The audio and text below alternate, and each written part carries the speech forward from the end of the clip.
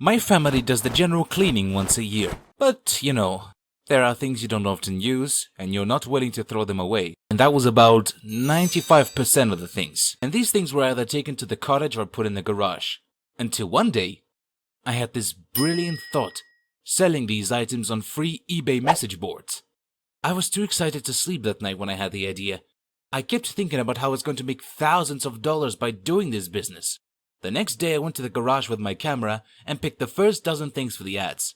And several of them were valuable. The old Sega console with cartridges, football boots, and monitor from the computer. After posting the ads, I updated the webpage so that I don't miss any orders. I had to wait a lot longer than I thought.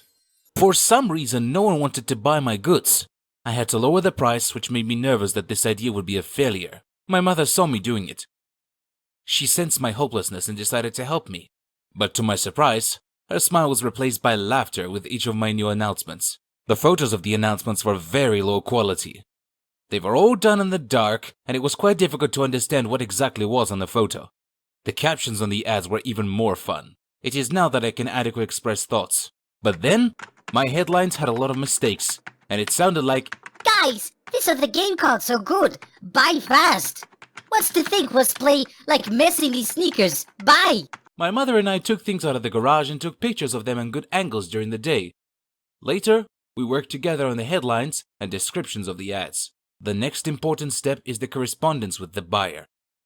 It is true that no one wants to deal with an illiterate schoolboy. I'm not a grammar Nazi who quibbles with errors in the text, but if you want to successfully communicate with customers, listen to my advice. Imagine that you are 30 years old, or the second option. Imagine that for every mistake, missed question mark or caps lock, the older brother gives a slur. In general, it's gone.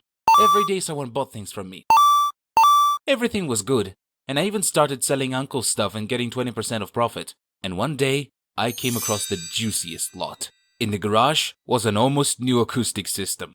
I immediately put it up for sale and immediately found a buyer that came the same day and took the acoustics. I rejoiced for the profit I made. Where the is my acoustic system? Oh. My father bought the system and temporarily left it in the garage, and I sold it on the same day almost half the price. I had to return the father all the cost of acoustics. The most valuable thing I have endured with this story has been the skill of communicating with clients. I imagine myself as a 30-year-old and tried my best to write without mistakes. This skill helped me out a lot in the future, both on freelancing and in life. If you like the video, subscribe to the channel. And there are other videos over there that you probably haven't seen yet. Come on, move on to the next video.